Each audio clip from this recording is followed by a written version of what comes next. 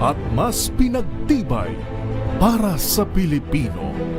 DZRH. Una sa Pilipinas, una sa Pilipino. Serbisyong tapat sa'yo, DZRH.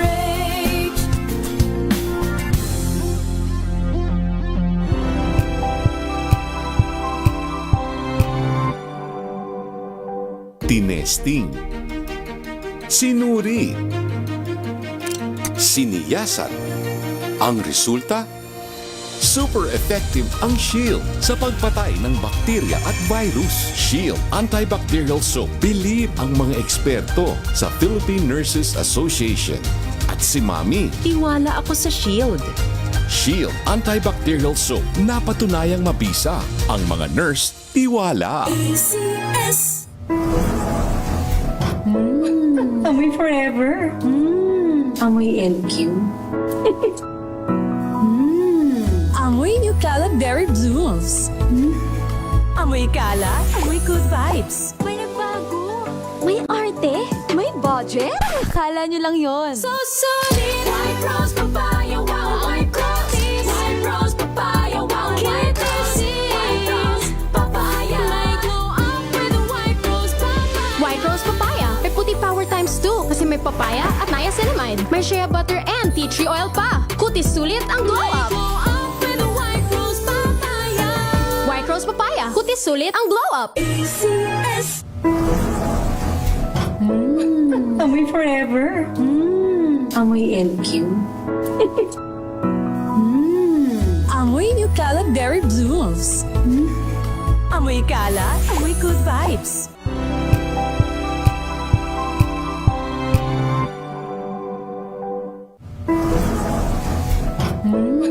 Amoy forever.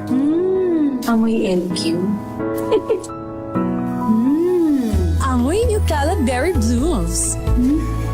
Amoy kala, amoy good vibes.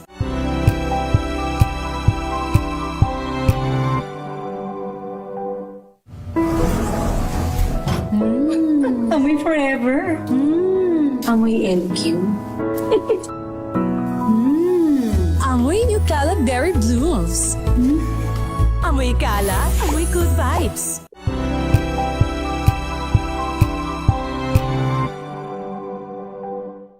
Maagang balitaan, maagang usapan sa mga issue at balita. Kasama si Kuya Angelo Palmones sa Magandang Umaga Pilipinas. Mula Lunes hanggang Biyernes. Number 1 na naman ang inyong DZRH sa latest survey ng Kantar Media na inilabas nitong January 2026. Hindi lang sa Metro Manila, kundi pati rin sa Mega Manila. Patunay na DZRH lang ang inyong tunay at totoong pinagkakatiwalaan. Taos-puso po kaming nagpapasalamat sa inyong patuloy na pagtitiwala dahil ang DZRH, una sa Pilipinas, una sa Pilipino, saan ka man sa mundo, tayo Pilipino.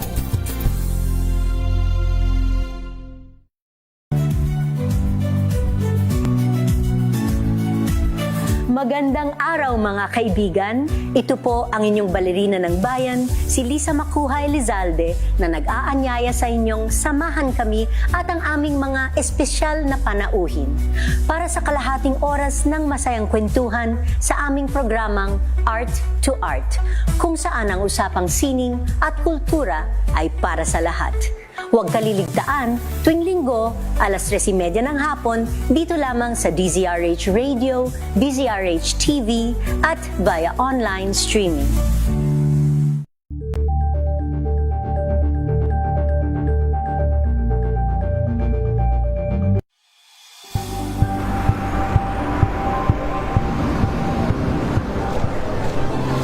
ating mga eksperto. Dito lang sa Expert Opinion. Ito ang Ito The po Better ang News. TNDS, trending, and Isang viral show. kwento, iba't ibang anggulo. Dito sa Point of Bawat pananagutan ating tatalakayin dito sa Hoy, Bawal Yan. Pilipino, dito lang sa Deezer HD, matchable entertainment and lifestyle. Ito ang MBC TV Network News. Una sa Pilipinas, una sa Pilipino.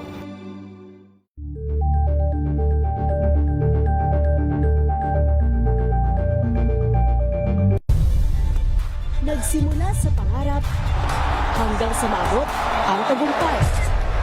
Iba't ibang kwento, iba't ibang mukha ng atletang Pilipino. Mas pinatindi, mas pinalakas, at mas pinaaksyon sa Match Point tuwing Sabado, 12:30 ng tanghali sa DZRH TV.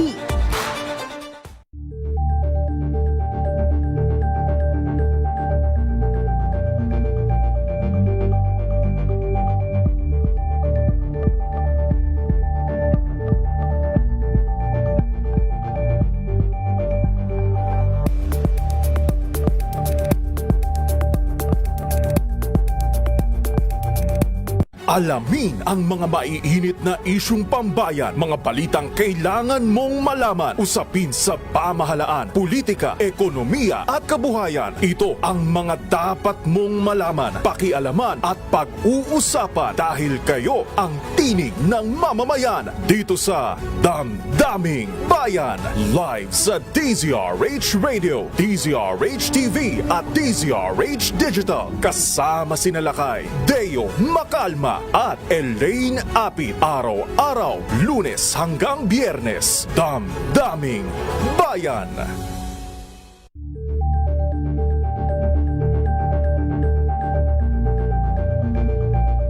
Curious ka ba sa maraming bagay? Kami na ang bahala dyan. Aalamin, tutuklasin at bibigyang linaw namin ang mga katanungang bumabagabag sa inyong isipan. Sa programa kung saan ang bawat sagot ay galing lamang sa mga eksperto. Ang Expert's Opinion, tuwing linggo 3:00 ng hapon, dito lang sa DZRH TV.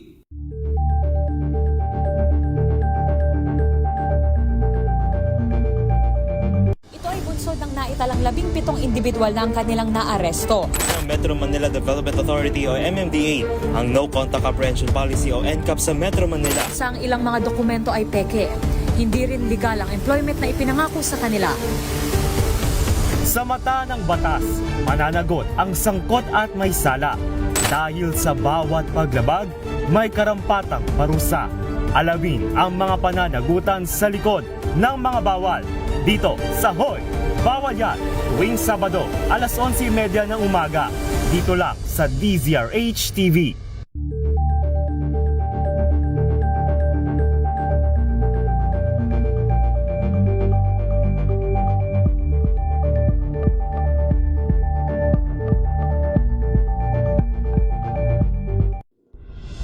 Tuloy-tuloy ang pagtulong, tuloy-tuloy ang pagseserbisyo at tuloy-tuloy ang balitaan kasama si May Binauhan sa Operation Tulong mula Lunes hanggang Biyernes. That you are following will be yours tonight. Hatid ng DZRH TNT. Tomorrow's News Tonight. Mga balitang binabantayan, mga balitang ayaw tigilan ng intriga, mga balitang patuloy ang pagbabago. Malalaman na tonight with Ray Sibayan, Kisses Habson, TNT. Tomorrow's News Tonight.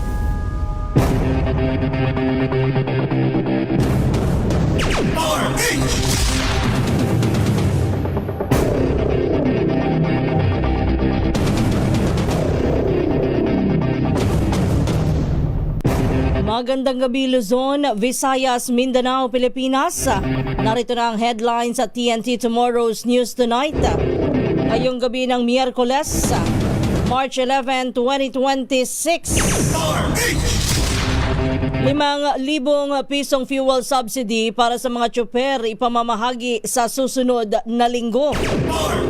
Paano ka lang magbibigay ng emergency powers kay Pangulong Bongbong Marcos para suspindihin ang fuel excise tax lusot na sa ikalawang pagbasa sa Kamara.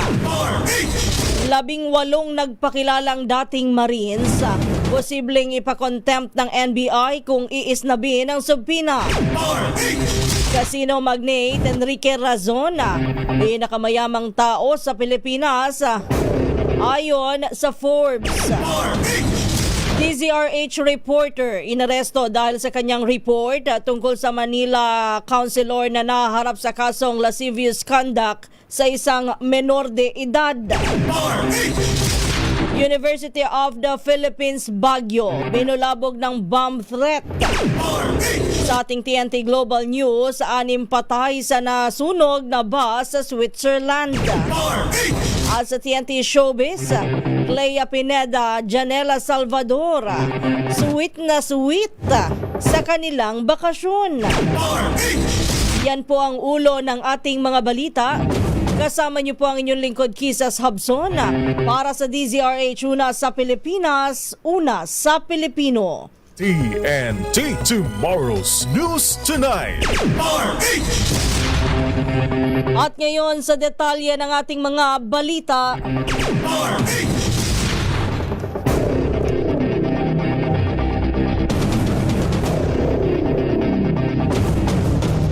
Ipinagutos na ni Pangulong Bongbong Marcos ang pamamahagi ng 5,000 pisong halaga ng fuel subsidy sa mga driver ng public utility vehicle na pangunahing apektado ng malakihang oil price hike. Ayon kay Executive Secretary Ralph Recto, sisimula ng pamamahagi ng ayuda sa Metro Manila sa susunod na linggo. Pangungunahan ito ng Department of Social Welfare and Development kasama ang Department of Transportation. Kaugnay nito'y pinulong naman ni Recto ang mga alkalde sa Metro Manila para talakayin ang mekanismo ng pamamahagi ng ayuda sa mga jeepney at tricycle driver. Samantala, susunod naman dito ang pamamahagi ng fuel subsidy sa mga PUV driver mula sa iba pang rehiyon sa Pilipinas.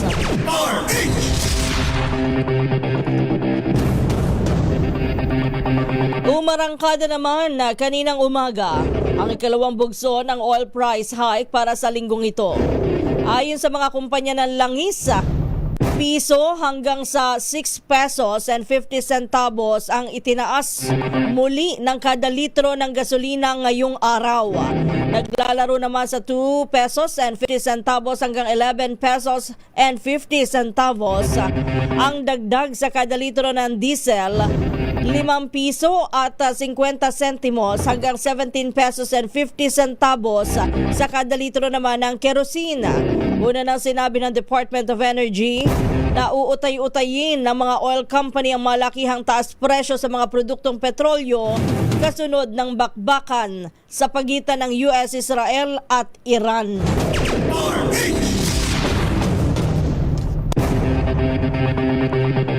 Lusot na sa ikalawang pagbasa ng Kamara ang panukalang batas na magbibigay ng emergency powers kay Pangulong Bongbong Marcos upang suspindihin o bawasan ang fuel excise tax. Ito naman ay sa gitna ng hagupit ng krisis sa Middle East na nagpataas ng presyo ng mga bilihin na transportasyon at iba pang household expenses. Ayon kay House Majority Leader Sandro Marcos, isa sa mga may akda ng bill, ang naturang kapangyarihan ng Pangulo ay magsisilbing proteksyon ng mga mamamayan sa oras ng national o global economic emergencies. Tiniyak naman ni Marikina Representative Miro Kimbo, Chairman ng House Ways and Means, na may sapat na safeguard ang bill upang mapangalagaan ang kapakanan ng mga consumer at ang katatagan ng pondo ng gobyerno. Hindi naman daw agad magre-reflect sa mga gasolinahan ang pagbaba ng presyo ng petrolyo kahit pa masuspindi na ang ipinapataw na excise tax. Yan naman ang naging paliwanag ni Tanya Samiliano ng Independent Philippine Petroleum Companies Association sa naging hearing ng House Ways and Means Committee. Ayon kay Samiliano, ang kasalukuyang imbak ng produkto ng mga kumpanya ng langis ay nabayaran na nila ng buwis bago pa man dumating sa ating bansa.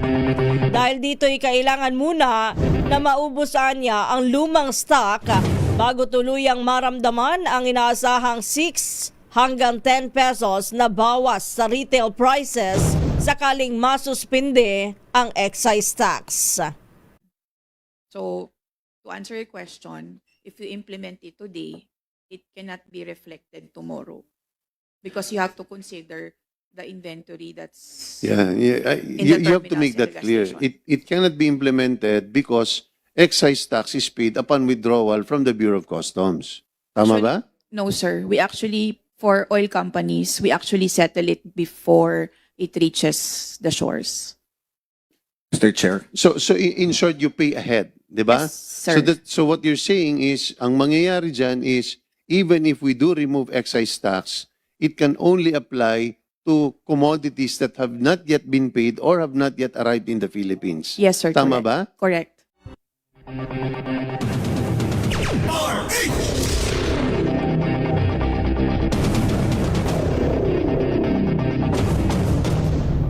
Yan po bahagi ng paliwanag ni Tanya Samiliano ng Independent Philippine Petroleum Companies Association sa hearing ng House Ways and Means sa panukalang bigyan ng emergency powers ang Pangulo upang mabawasan ng excise tax sa langis.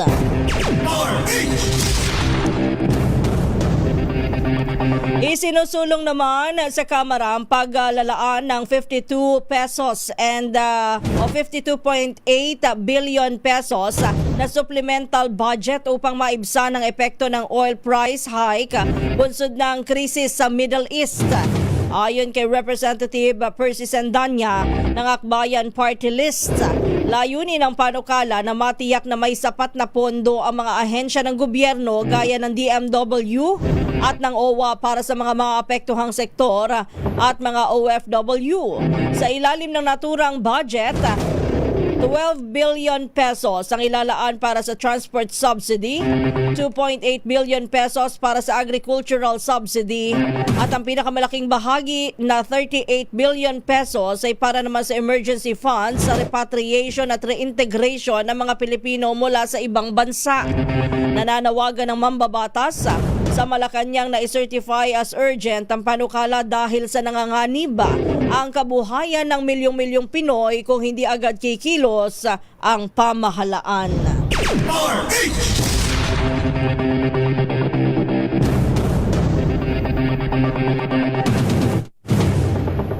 Sa kaugnay pa ring balita, naghahanap na ngayon ang pamahalaan ng iba pang mapagkukunan ng langis sa gitna ng patuloy na tensyon sa Middle East. Ayon kay Pangulong Ferdinand Marcos Jr., nakikipag-usap na ang Pilipinas sa ilang bansa na hindi karaniwang pinagbibilhan ng oil supply para mapalawak ang pinagkukunan ng langis ng bansa. Tiniyak naman ng Pangulo na sa ngayon ay sapat ang supply ng langis sa Pilipinas at may paparating pang supply na nasa biyahe. Gayunman, aminado ang presidente na isa sa pinakamalaking hamon sa kasalukuyan ay ang hindi tiyak na galaw ng presyo ng langis sa world market. Naghahanap tayo ng iba't ibang lugar na makapagbigay ng supply sa atin. We are talking to many other countries who we normally do not buy oil from, but hopefully we will be able to come to an agreement with them and that we will get further supply from them. TNT Tomorrow's News Tonight.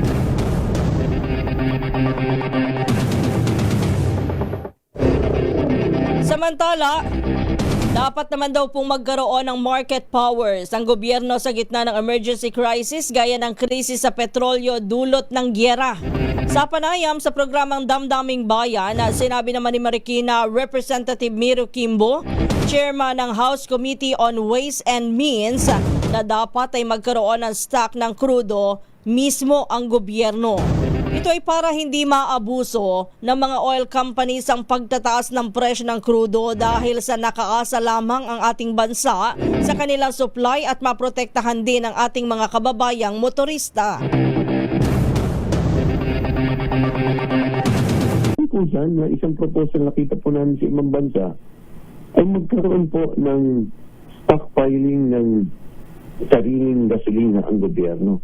Para po isang nakaimbak lang po, maaari na sa ibang bansa na ilang daang milyong litro ng gasolina, ng diesel na pwede natin sabihin sa pribadong sektor na, teka muna, para napapansin namin, pinaglalaroan nyo kami. Sige ibabagsak namin yung aming langis sa ganitong presyo. So you need to have that marketing power para ang private sector din po ay nagdadalawang isip. Yung nagiging mapagmanman sila dahil ang silang kaya silang sirain din at kalugi nila kapag may himasok ang gobyerno.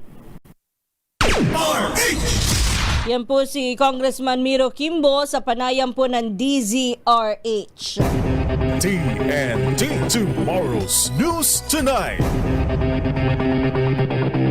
Samantala, mahigit 10 tradisyonal na jeep ang hindi pumasada sa Baclaran ngayong araw dahil sa taas presyo ng diesel. Ayon kay Piston Pasay Secretary Marilyn Lapitan, ang mga biyaheng Harrison at Mabini ang mga tumigil muna sa pasada. Sa panayam sa DZRH News, sa mga tsuper, 200 piso na lamang ang naiuuwi nila sa kanilang pamilya dahil umaabot na sa 750 pesos ang gastos nila sa gasolina. Pabor din na aniya sila na itaas muna ng 15 pesos ang pamasahe mula sa orihinal na 13 pesos para makabawi sa gitna daw po ng krisis sa produktong petrolyo. Sa kaugnay pa ring balita, wala nang makapipigil sa pagtaas ng pasahe para sa mga pampublikong sasakyan. Ito naman ang kinumpirma ni DOTR Secretary Giovanni Lopez. Ayon sa kalihim, ang pag-uusapan na lamang ngayon ay kung magkano ang itatakda sa fare increase. Sinabi ni Lopez na nagsumiti na ng rekomendasyon ng LTFRB subalit kanya itong ibinalik upang rebyuhin. Ipinahayag pa ng DOTR Secretary na pinayuhan ng LTFRB na magsagawa ng recomputation para sa makatarungang taas pasahe sa public transportation. Napag-alaman na isusumiti ang naturang dokumento sa loob ng linggong ito.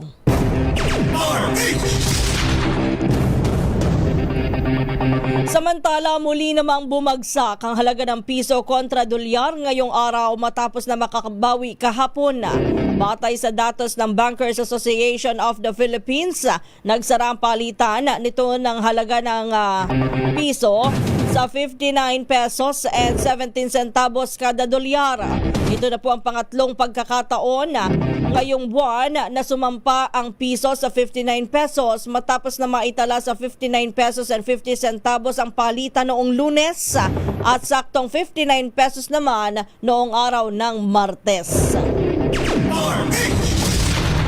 Inihahanda na ng Senado ang implementasyon ng work from home setup sa gitna ng matinding pagtaas ng presyo ng langis. Ayon kay Senate Secretary Mark Leandro Dong Mendoza, paraan nila ito para makatipid sa gastusin. Dagdag pa ni Mendoza, hindi kasama rito ang mga nasa essential services at gagawing rotational para maging bahagi pa rin ng lahat ng programa. Posible itong ipatupad pagkatapos ng Semana Santa sa mahigit 2,000 empleyado ng Senado. Yeah, in principle, okay na si SP. Naisa lang namin yung final na details kung paano gagawin yung paano setup ng work from home na yun. At kung sino-sino. Well, actually, yung essential personnel naman, yan, security, yung hindi pwedeng kasama sila sa work from home. Pero yung the rest naman ng is, pero for sure, lahat marorotate ng makakapag-work from home sila. And target implementation, sir? Target implementation? Ang target siguro mag-break naman tayo ng next week na, so tas Holy Week. After Holy Week, mag-roll out na kami. TNT, tomorrow's news tonight.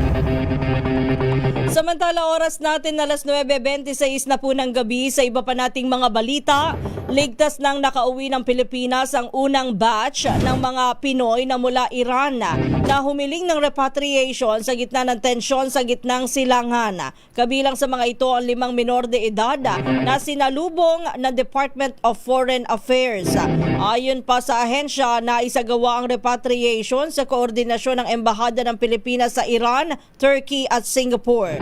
Dito lamang Martes ng gabi, may iba pang batch ng mga overseas Filipino workers ang nauna nang umuwi sa bansa. Ayon po yan sa Department of Migrant Workers.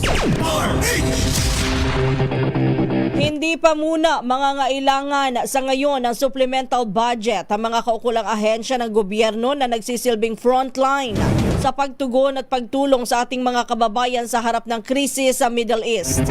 Iyan po ang tiniyak ni DMW Secretary Hans Leo Kakdak at OWA Administrator Patricia Yvonne Kuwanan sa joint hearing ng Committees on Migrant Workers Affairs and Labor Employment para alamin ang sitwasyon at matiyak na nasa mabuting kalagayan ng mga OFW na naiipit ngayon sa gitnang silangan. Ayon kay Kakdak, naiparating na ang pondo para sa mga respective posts sa gitnang silangan.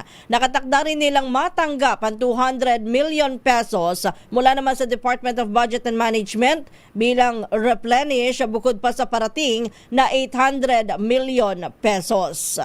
We have 200 million that is awaiting downloading. It's in our hands. And from the DBM, about 800 million more that we're expecting. But thus far, the funds have been downloaded to the respective posts and they are adequate. And we are praised to download 200 million more to replenish. And as I said, still awaiting a download or a release from the DBM for 800 million. But these are all workable, Mr. Chair. We have a very strong coordinative relationship with the DBM. Yan po bahagi na pahayag ni DMW Secretary Hans Leo Kakdak.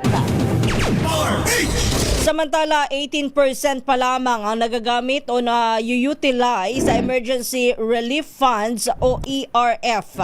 Yan naman po ang binanggit ni OWA Administrator Patricia Yvonne Kuwanan kaunan sa joint hearing ng Committees on Migrant Workers Affairs and Labor Employment para alamin ang sitwasyon at matiyak ang overseas Filipino worker na naiipit ngayon sa krisis sa gitnang silangan. Ayon kay Kaunan, may balanse pa na 1.4 billion pesos na makasasapat sa ginagawang aksyon, repatriation at iba pang concerns ng mga OFW sa Middle East. Sakali umanong umabot sa 30% mark sa nagagastos mula sa ERF, baka mangailangan na sila na mag-request sa Kongreso ng supplemental budget. For the ERF po, as I said earlier, we are at utilization rate of 18% as we speak. So that would bring us down to a balance of 1.4 billion.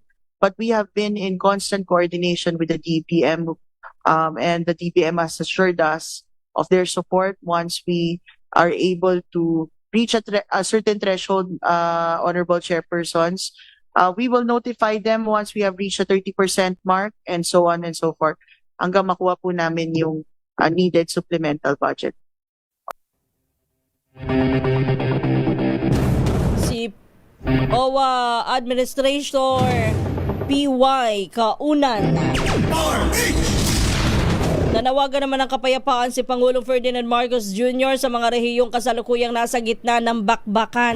Sa kanyang talumpati sa United Nations General Assembly sa New York, sinabi ni Pangulong Bongbong Marcos na kaisa ang Pilipinas sa panawagan na igalang ang international law at bumalik sa negotiating table ang mga bansang apektado ng sigalot. Iginit ni Marcos Jr. ang agarang at kinakailangang aksyon para sa kapayapaan sa Middle East, Ukraine, Sudan at iba pang mga bansa gaya ng Yemen at Myanmar. And as we call for the end of conflict around the world, we also urge all parties to these conflicts and the international community to address the catastrophic humanitarian situation arising from such conflicts. The safe, free, and unimpeded flow of humanitarian aid to people in need is not negotiable.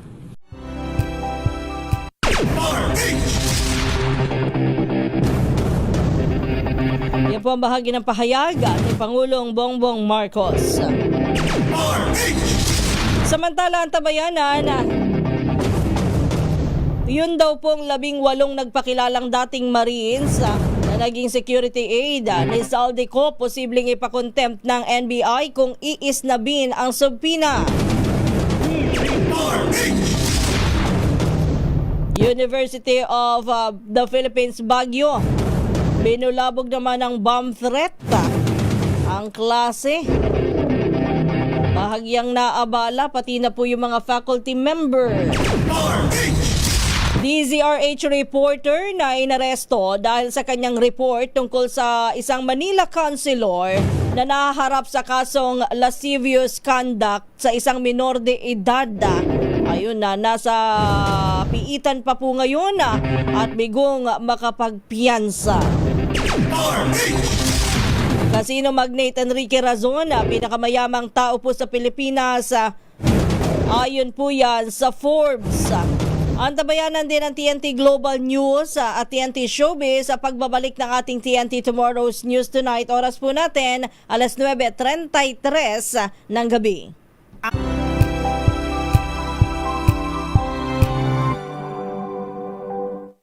Maulan man, no worries na amoy kulob ang damit. Charm Fabcon, bangong pumakabloom, tanggal amoy kulob sa bango ng Charm. Kaya gamit ko, Charm Fabcon with Bloom Fresh technology. Kills 99.9% of kulob-causing bacteria. May aroma burst pa of thousands of flowers and berries. Ang sampay sa loob, no amoy kulob. Bangong pumakabloom sa Charm. Charm Fabcon. ACS.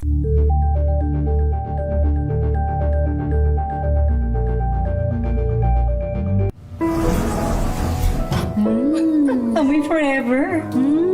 Amoy LQ. Amoy New Caleb Berry Blooms. Amoy kala, amoy good vibes.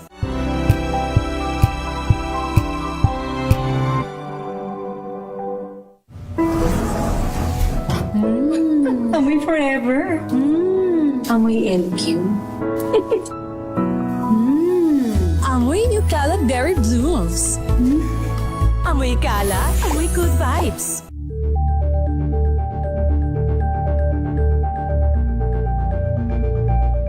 Hello, Washi! Laundry day na naman! Yay! Anong meron? Mancha ng chocolate, putik, may libag pa. Kaya natin yan!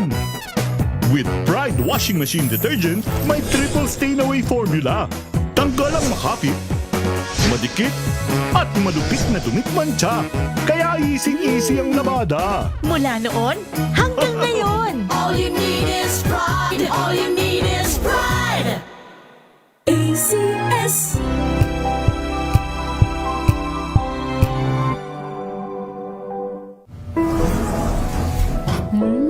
Amoy forever. Amoy LQ.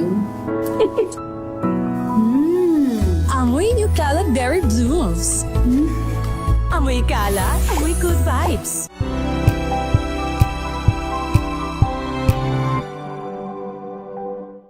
Maagang balitaan, maagang usapan sa mga issue at balita. Kasama si Kuya Angelo Palmones sa Magandang Umaga Pilipinas. Mula Lunes hanggang Biyernes.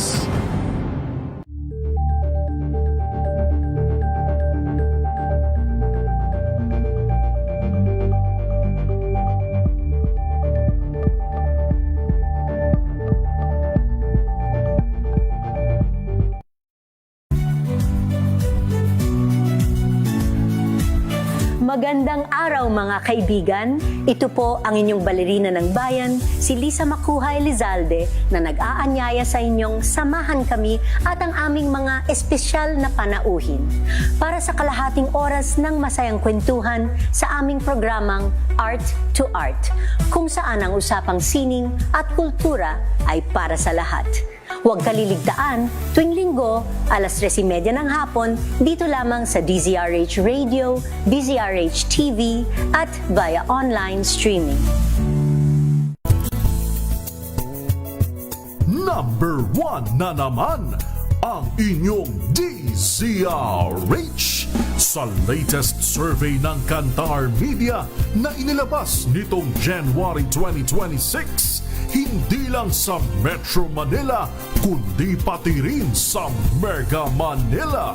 Patunay na DZRH lang. Nagbabalik ang ating balitaan dito po sa Tomorrow's News Tonight. Kasama niyo pa rin po ang inyong lingkod, Kisas Habson, para sa DZRH, una sa Pilipinas, una sa Pilipino.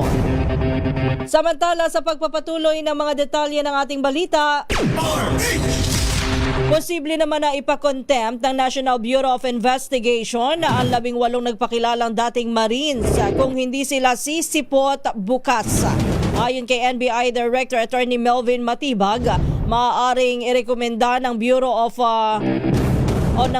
sa Ombudsman o sa Korte ang pag-i-issue ng contempt order laban sa mga umano'y bagmen na ni Zaldico na kung muli nilang iisnabin ang subpina.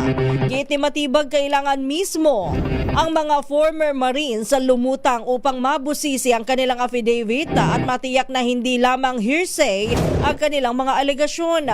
Kabuang 25 katao ang pinahaharap ng Bureau, kabilang sina Attorney Levito Baligod, dating Congressman Mike Defensor at Bishop Ephraim Tendero, na tumayong witness sa pagnotaryo ng joint affidavit. Nauna nang humarap sa ahensya si Attorney Charlie Pascual na nagnotaryo ng dokumento at isang individual na nagkumpirmang tauhan niya ang 8 sa mga naturang dating sundalo.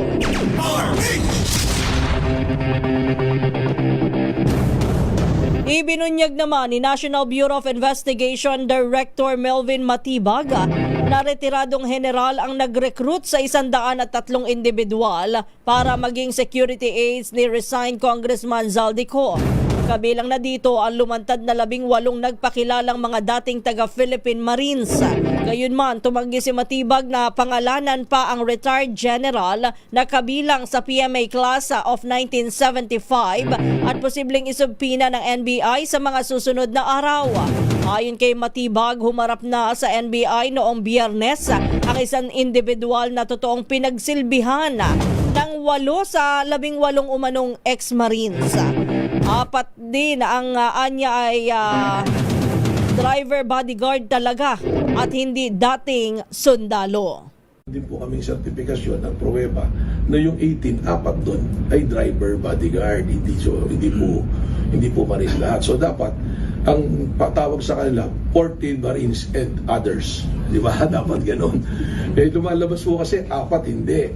Tapos sa man lumalabas, hindi naman lahat sila ay naglingkod kay Zaldico as close-in bodyguard. Yung 8 po, identify na namin kung sino talaga yung kanilang pinaglilingkuran na driver at bodyguard. So there are already inconsistencies po. So yung 10, yung confirmed na naging tauhan ni Zaldico? Hindi ko pa rin po sigurado kung yung 10 lahat kay Zaldico. Ang sigurado po ngayon, yung 8, hindi kay Zaldico naglingkod.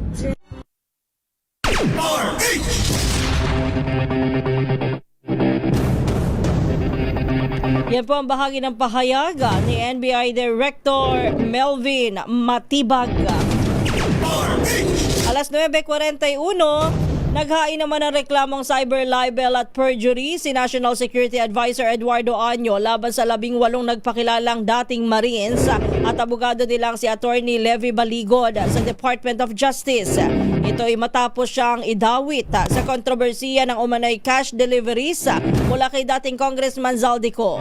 Sa ambush interview, sinabi ni Año na batay po sa kanyang legal counsel ay pasok sa kasong perjury ang ginawang manipulasyon sa nilalaman ng affidavit affidavit na inamin din umano ni Baligod sa publiko. Naniniwala si Anyo na may dalawang individual na nasa likod ng pagkakadawit sa kanyang pangalan na bagaman tumanggi muna itong pangalanan na ang mga ito. Matatandang nauna nang naghain ng reklamo si Anyo laban sa naturang grupo at kay dating Congressman Mike Defensor dahil sa unlawful use of means publication na may kaugnayan sa Cybercrime Prevention Act. Kaisa naman si Senador Panfilo Ping Lacson sa mga naniniwala na nagkaroon ng delivery ng pera kaugnay ng nabulgar na anomalya sa mga flood control project. Ngunit hindi aabot sa gaya ng ibinulgar ng dating mga Marines na 805 bilyong piso. Sabi ni Lacson na hindi sapat o hindi dapat na dinadagdagan ng mga testigo ang kanilang testimonya kundi sabihin lamang ang totoo. Pinayuhan din ito ang grupo ni Atty. Levito Baligod na ayusin ang testimonya ng 18 dating Marines at dapat ay kapanipaniwala ang laman nito para sila ay ipatawag sa Senado. They should get their act together. Tapos come up with them. Kaya nga may invitation ko kay Atty. Baligod ayusin yung affidavit and come up with something na believable. Then why not? Alam mo, hindi naman natin sabing walang deliveries. For sure, merong nangyaring deliveries. Pero wag nilang i-exaggerate kasi lalong walang mangyayari sa investigation kung guguluhin mo. Samantala, ang tabayanan ng casino magnate na si Enrique Razon, pinakamayaman tao daw po ngayon ayon sa Forbes. DZRH reporter inaresto dahil sa kanyang report tungkol sa Manila councilor na nahaharap sa kasong lascivious conduct sa isang minor de edad. Ang tabayanan po ang update dyan. Standby lang Noche Kakas at senior citizen na nanaksak ng pusa, arestado dyan sa may bahagi ng Kamanava. Tama ba? Kamanava ba ito o Bulacan? Federico Manalili, standby lamang. Standby din sa ating TNT Global News at TNT Showbiz sa pagbabalik muli ng ating programa. Oras natin, alas 9:43 ng gabi.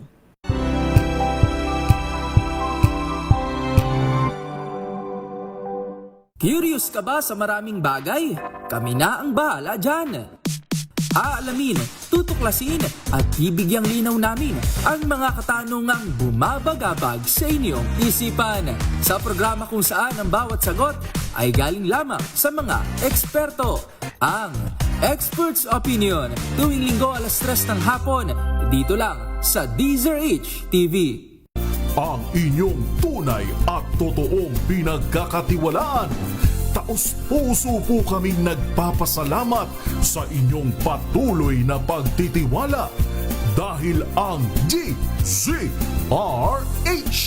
una sa Pilipinas, una sa Pilipino, saan ka man sa mundo, tayo Pilipino. Ito ay bunsod ng naitalang 17 individual na ang kanilang naaresto. Metro Manila Development Authority o MMDA ang No Contact Apprehension Policy o NCAP sa Metro Manila. Sa ang ilang mga dokumento ay peke, hindi rin legal ang employment na ipinangako sa kanila. Sa mata ng batas, mananagot ang sangkot at may sala. Dahil sa bawat paglabag, may karampatang parusa. Alamin ang mga pananagutan sa likod ng mga bawal. Dito sa Hoy! Bawal Yan! Tuwing Sabado, alas 11:30 ng umaga.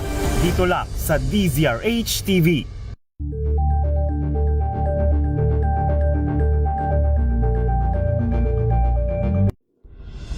Tuloy-tuloy ang pagtulong, tuloy-tuloy ang pagseserbisyo at tuloy-tuloy ang balitaan kasama si May Binauhan sa Operation Tulong mula Lunes hanggang Biyernes.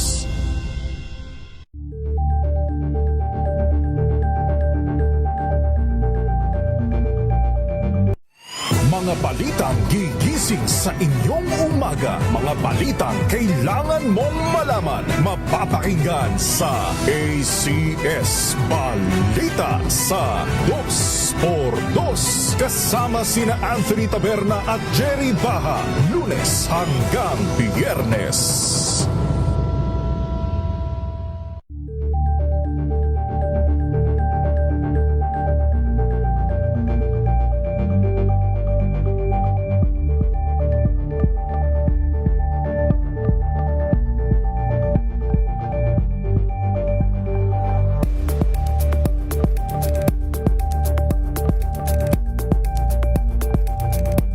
We've got you covered. From the hottest hits, exclusive interviews, kilig to the bones fan meet experience, and hataw performances of your favorite stars. Saturdays, 12 noon, dito lang sa DZRH TV. Isas Habson.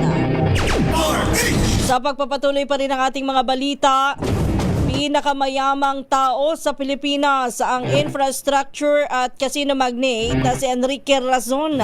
Ayon sa Forbes, ang halaga ng kayamanan ni Razon ay $16.5 billion. Kabilang sa kanyang major asset, ang International Container Terminal Service Incorporated na nag-ooperate sa 6 na kontinente. Batay sa record noong nakalipas na taon, umabot sa $1.5 billion ang net income na naturang kumpanya. Bukod po sa ICTSI, nasa kontrol din ni Razon ang casino operator na Blueberry Resort Incorporated. Gayon din ang Manila Water at Malampaya Project. Sumunod kay Razon bilang pinakamayamang tao sa Pilipinas, si Ramon Ang ng San Miguel na may net worth na 3.6 billion pesos. Pangatlo si business tycoon Lucio Tan na may net worth na 3.5 billion pesos. Samantala, pang-apat naman sa listahan, si dating Senador Manny Villar na may net worth na 3.1 billion dollars pala yun, stand corrected. Habang pasok din po sa grupo ang magkapatid na si yung real estate Andrew Tan at ang grocery giant na si Lucio Co. Samantala, nasa kustodiya na ng Manila Police District Police Intelligence Operations Unit. Kaninang umaga ang DZRH reporter na si Misael Boy Gonzales Jr. Inaresto si Gonzales kaugnay ng reklamo na inihain ni Manila Councilor Rosalina June Ibay Jr. na paglabag sa Data Privacy Act. Kasunod ito ng ulat ni Boy Gonzales sa kaso ni Ibay na nahaharap sa hiwalay na kaso ng umano'y lascivious conduct sa isang 17 anyos na menor de edad. Kabilang sa inireport ni Gonzales ay ang laman ng arrest warrant ng kaso kay Ibay. Kabilang na po ang lascivious conduct sa ilalim ng RA number 7610 dahil menor de edad ang biktima umano ni Ibay. Bukod po sa Data Privacy Act, nagsampa rin si Ibay ng kasong paglabag sa Republic Act 10175 o Cybercrime Prevention Act of 2012 pero dinismiss ng korte. Ayon kay dating NBI Director Jaime Santiago, dinala umano ni Ibay na nooy retiradong police colonel ang isang 17 anyos na babae sa isang motel sa Pasay City. Bigo naman na makapagpiyansa ang veteran reporter ng DZRH na si Boy Gonzales matapos na arestuhin kaugnay ng kanyang pagbabalita sa kaso ng isang konsehal sa Maynila. Bagaman maagang nakarating ang kampo ng Manila Broadcasting Company, sa korte at kumpleto ang dokumento para sa 18,000 pesos na bail, kinestyon ni Attorney Rina Seco ang biglang paghahanap ng korte ng comment o certificate of no objection mula sa prosecutor na umano'y naging sanhi ng delay. There's a new, I don't know if it's a new requirement, pero in the past we have not encountered such requirement na kailangan daw ng comment or certificate of no objection from the prosecutor.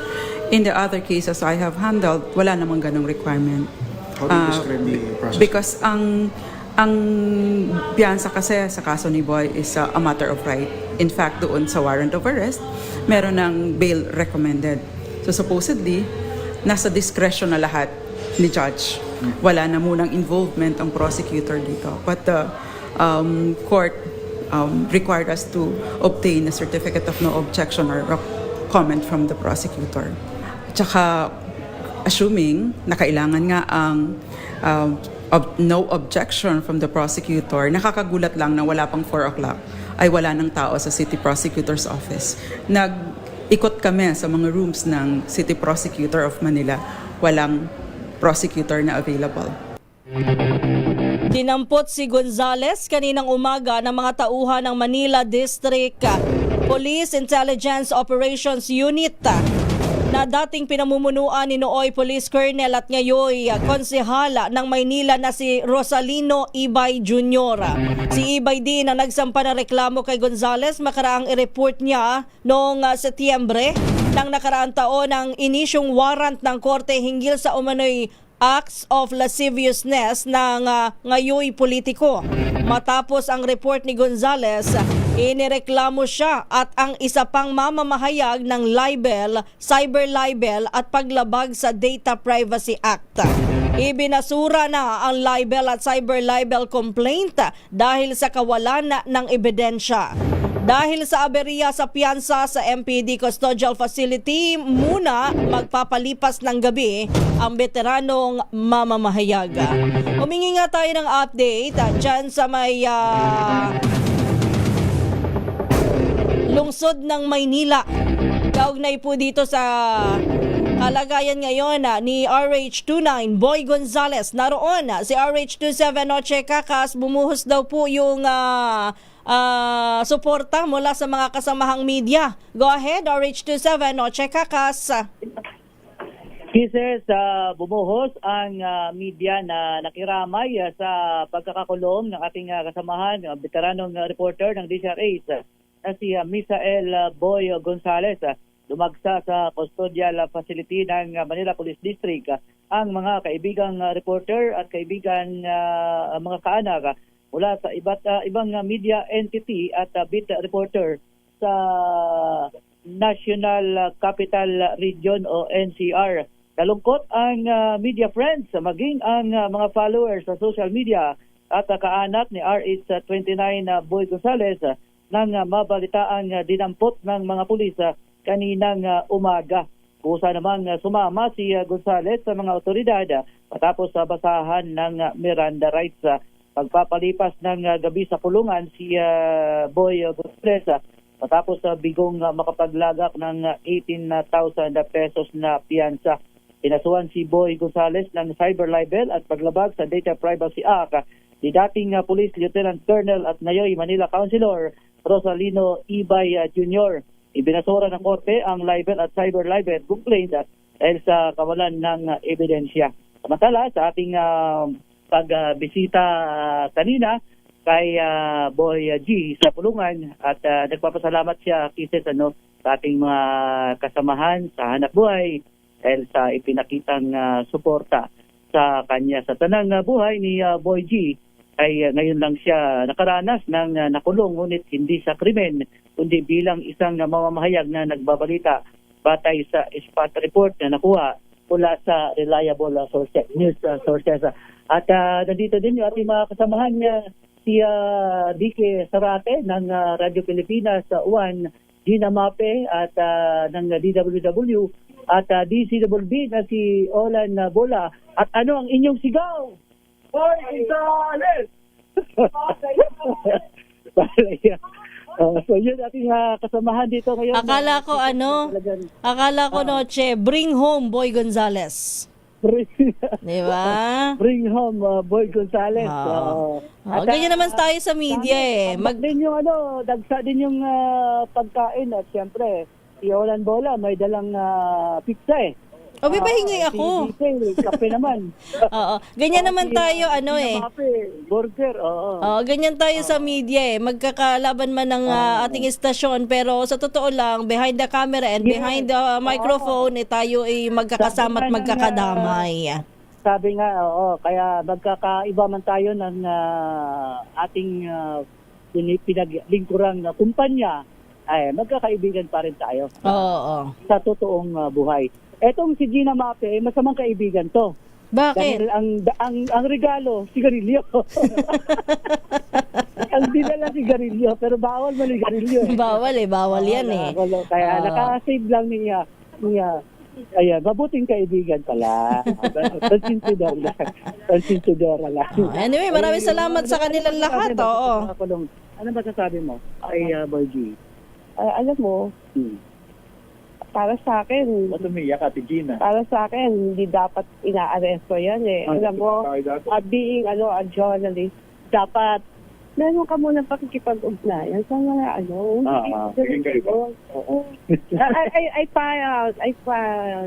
found something. Dati ka na rin, na sa buhay mo rin kinasuhan ka rin ba ng libel? Yes. Thunder? Yes, libel. At ang tindi nagtago ako sa office ng Secretary Gonzales during that time. Tapos nasa fiscal yung sinayos sa RTC. Sabi sa akin, mag-file ka ng petition for review. Pagka mga ganyan, kayo mga media, mag-file kayo agad ng petition for review sa DOJ. Alam niyo naman yung gagawin mo. So I filed petition for review. And after several weeks naman yon, inutasan. Pero hinuli ka or hindi naman? Hindi ako nahuli kasi nakapag-bail ako. Siyempre nagtago Sabi ng lolo mo, dito ka muna sa office ko. Di ba? Sabi? Inatasan niya yung fiscal na, kaso na yan kasi yung kanyang report ay dokumentado. Hindi naman niya inimbento So, pagka dokumentado, ang report mo, andyan lahat. Wala kang inimbento dyan. Wala yun. Ang nakakalungkot dito kasi nagbabalita tayo based on spot report. Wala tayong spot report, document mula sa korte. At yun ang pinakamabigat na ebidensya. At saka yung Data Privacy Act. Alam mo, tayong media, alam ko may provision dyan na exempted tayo sa Data Privacy Act. Kasi we are giving the information to the public. And besides, ang mga government officials, dapat open sila dyan. Dapat yung buhay nila maayos, hindi sila gagawa ng kasalbahihan ng mali. Para nang nun, hindi sila nakakasuhan. Gagawa ka ba naman ng mali? Ayan. So, dapat kung ikaw isang government official, dapat nandun ka sa isang tamang morality. Dapat inaalagaan. Diba? Okay. And si Gina Mape ng DWWW. Siyempre, 4. Ayun. Okay. Abante. Yan, si Prince naman nandito din ng Abante at nagpakita din ng suporta dito sa ating kasamahang veterano si Boy G. Boy Gonzales. Arit sa 27, matika ka sa DZRH, una sa Pilipinas, una sa Pilipino. Maraming salamat RH27 Noche Kakas at maraming salamat din sa ating mga kasamahang media, sa ating mga kapatid sa hanap buhay sa pagsuporta kay RH29 Boy Gonzales. Samantala, oras natin 10:00 na po ng gabi, tayo ho'y dadako na sa ating TNT Top News Trending Worldwide. Sa ating TNT Global News, 6 patay sa nasunog na bus sa Switzerland. Alamin natin yan kay Winaper Lahesoro. Patay ang hindi bababa sa 6 na katao habang 3 naman ang sugatan matapos masunog ang isang bus sa Switzerland. Sa paunang investigasyon, posibleng sinadyang sunugin ng isang pasahero ang kanyang sarili sa loob ng bus at may ulat rin na nagbuhas umano ito ng gasolina sa sarili bago nagsindi ng apoy. Dahil dito mabilis na kumalat ang apoy sa loob ng sasakyan hanggang sa tuluyan ng lamunin ng apoy ang buong bus. Sinabi naman ng mga otoridad na walang indikasyon na may kinalaman sa terorismo ang insidente. Sa ngayon, patuloy pa rin iniimbestigahan ng pulisya ang nangyari at tinutukoy ang pagkakakilanlan ng 6 na nasawi na maaring abutin ng ilang araw. Para sa TNT Global News, ito si Wina Perlasoro ng DZRH. Una sa Pilipinas, una sa Pilipino. At sa showbiz, si Janela. Wala yung headlines ko. Si Janela at si Clea Pineda. Sweet na sweet daw sa kanilang bakasyon. Alamin nga natin yan kay Don Carlos. Sweet na sweet sina Janela Salvador at Clea Pineda sa kanilang vacation photos. Mula Japan hanggang La Union, tila hindi mapaghiwalay ang dalawang aktres. Sa isang Facebook post ni Clea, sabay pang nagtampisaw sa dagat ang dalawa at kumain ng masasarap na pagkain. Spotted din ang malakopol nilang snow pepper jacket sa kanilang trip sa bansang Japan. Bagamat wala pang opisyal na status, maraming fans na ang naiintriga kung ano ba talaga ang relasyon ng dalawa. At yan ang trending na balita para sa TNT Showbiz. Ito si Don Carlos ng DZRH. Una sa Pilipinas, una sa Pilipino. Maraming salamat. Maraming salamat kay Don Carlos. Salamat sa ating technical side sa DZRH News Center. At sa pangalan po ng aking partner na sila kay Ray Sibayan, ako po ang inyong lingkod Kizas Habson sa TNT Tomorrow's News Tonight. Oras po natin 10:03 ng gabi.